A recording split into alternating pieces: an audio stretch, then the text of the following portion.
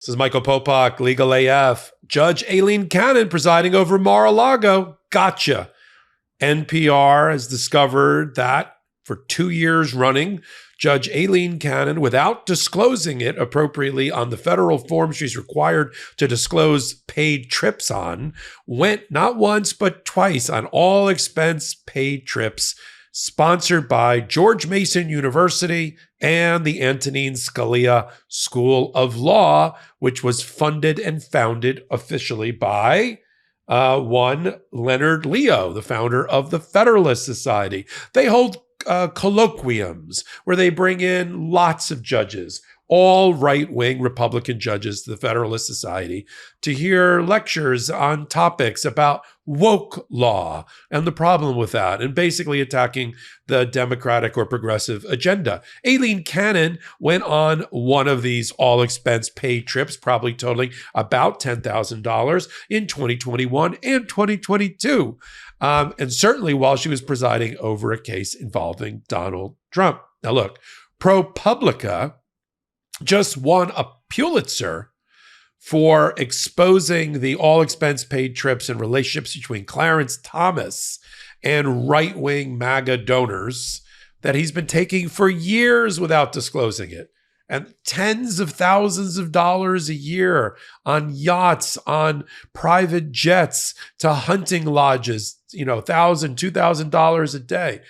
But he's not presiding at present over the Mar-a-Lago case. Aileen Cannon is, so we need to talk about her. Now look, George Mason University is the rightest of right-wing universities. It's law school named after Antonin Scalia, funded by the Koch brothers, funded by Leonard Leo of the Federalist Society. You can sort of figure out what is going on inside of that incubator, right? And federal judges and Supreme Court judges regularly go to George Mason University for colloquiums and seminars and all expense paid boondoggles that are paid for by these right-wing MAGA people to rub elbows with other right-wing MAGA people before they return to the bench to make decisions for you and me. Justice is blind? I don't think so. And certainly not on these all expense paid trips and luxury resorts. Now, Aileen Cannon is not the only person that participates in these kind of events sponsored by George Mason University and the law school. There are 75 other judges, appellate and district court judges, federal, that have also participated. Some of the Supreme Court justices that I've just outlined, Gorsuch, Kavanaugh, Amy Coney Barrett, have all, Thomas, Alito, have all at one time or another taken an all-expense paid trip paid for by the Federalist Society. Let's just put it that way. Should that come as any shock? Now, look, the Democrats do it too. I mean, I don't want to, it's good for the goose and the gander. I mean, there are plenty of trips that are paid for the progressive wing of the Supreme Court, where they go away every summer to their sabbaticals for the summer and go teach in Italy or in Europe somewhere, and somebody's footing the bill, right? It's just not so blatant. They're not taking all expense paid trips paid for by the ACLU, although they should. But Aileen Cannon didn't disclose on her federal form that she took these trips. She had 30 days within, people are upset about it. She had 30 days within which to disclose on her federal form her privately funded seminar disclosure form. And until NPR, National Public Radio, contacted her about it, she hadn't posted it for either 2021 or 2022. I mean, a judge that constantly torments the prosecutors about being more transparent. You need to be more transparent. We have to have more documents and information that could put witnesses at risk on the public docket. This is about transparency and the public's need to know. She certainly got pretty opaque when it came to her own participation in Federalist Society all expense paid trips and vacations. Why? I've been a longtime digital subscriber of our next sponsor, The Washington Post, going back to, All the President's Men. And now it's one of my go-to reads for its amazing well-being, lifestyle, and recipe sections. I end up sharing multiple articles a week with the MeidasTouch family. I mean, we're all busy, and we appreciate you carving out time for Legal AF. That's why I think making time for the Washington Post will also enrich your life. And this podcast, well, it's sponsored by the Washington Post. My wife and I happen to be in Washington, D.C. right now. And the first thing we did every morning is crack open the Washington Post and thumb through the weekend and lifestyle sections to set our course. I mean, we had our coffee over Jamie Friedlander Serrano's article, Why Good Enough Can Be Better for Your Decisions and Mental Health, which put us in the right frame of mind to embrace the day.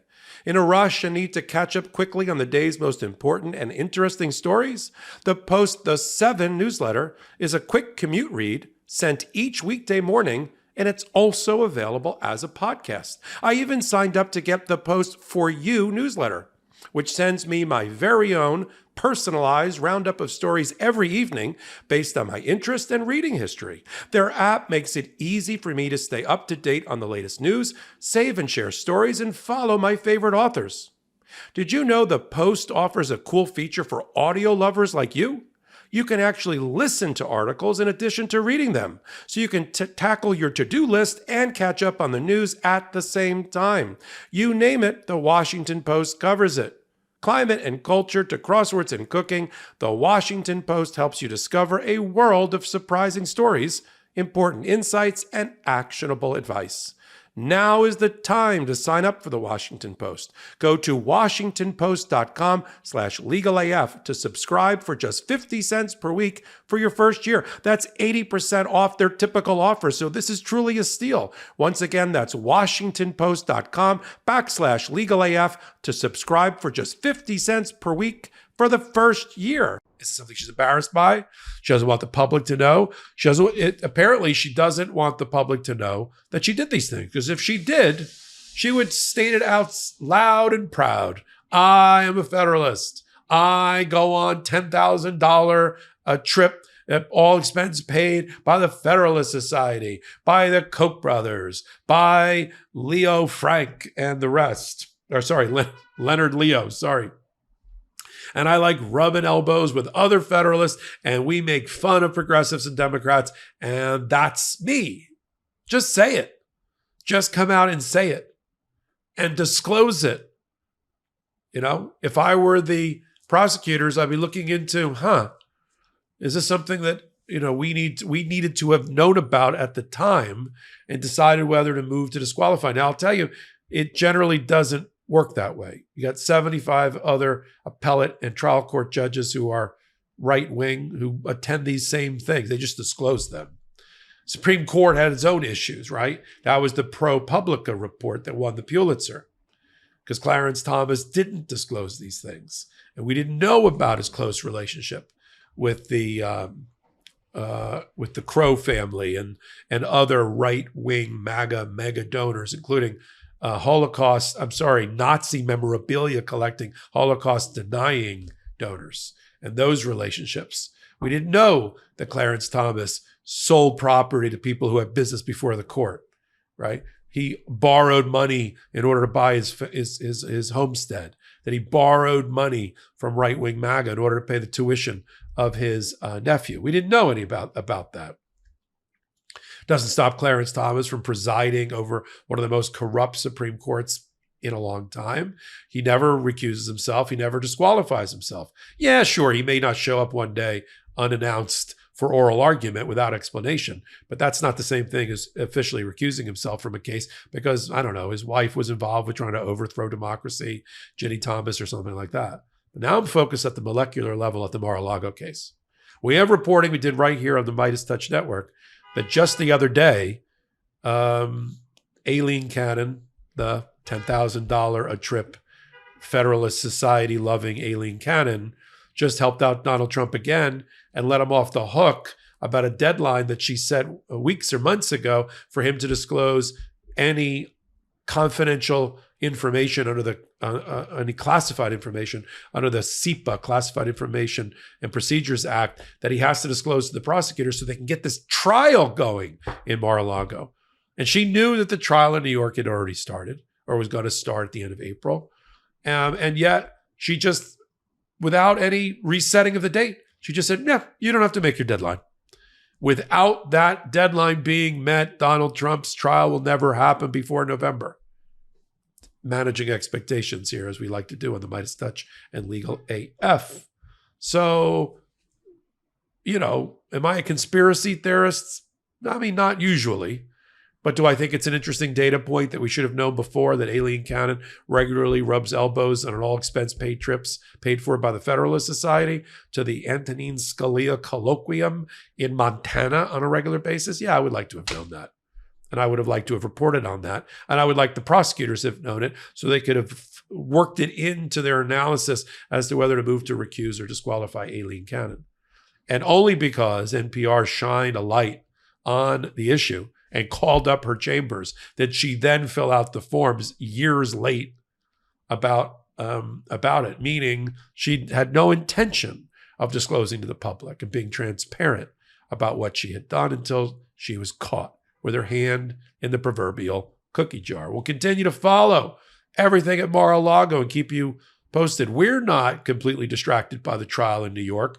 We're fixated on it. We're focused on it. We're covering it. Lots of other news involving the intersection of law and politics that we cover right here on the MeidasTouch Network and on Legal AF on Wednesdays and Saturdays at 8 p.m. Eastern Time. On Wednesdays, I'm joined by Karen Friedman-Agnifilo. On Saturdays, by my co-founder, Ben Meiselas. And then we do hot takes like this one about every hour or more at the intersection of law and politics. Only here on this MeidasTouch YouTube channel. Help them get to 3 million free subscribers. Yes, I said free, by the November election. And then you can pick our audio podcast, Legal AF, wherever you get audio podcasts from. So until my next Legal AF, until my next hot take, leave me a comment and thumbs up. It helps with the ratings. And now we got Patreon. If you want to learn more about the law at the intersection of law and politics, even for non-lawyers, especially for non-lawyers, join us at patreon.com/legalaf. It's like a TED Talk in a law school class at a baby. We bring it to you on our patreon.com/legalaf. So until my next hot take, until my next Legal AF, until my next Patreon exclusive content, this is Michael Popok reporting. Heary, heary, Legal AF Law Breakdown is now in session. Go beyond the headlines and get a deep dive into the important legal concepts you need to know, and we discuss every day on Legal AF. Exclusive content you won't find anywhere else, all for the price of a couple of cups of coffee. Join us at patreon.com/legalaf. That's patreon.com/legalaf.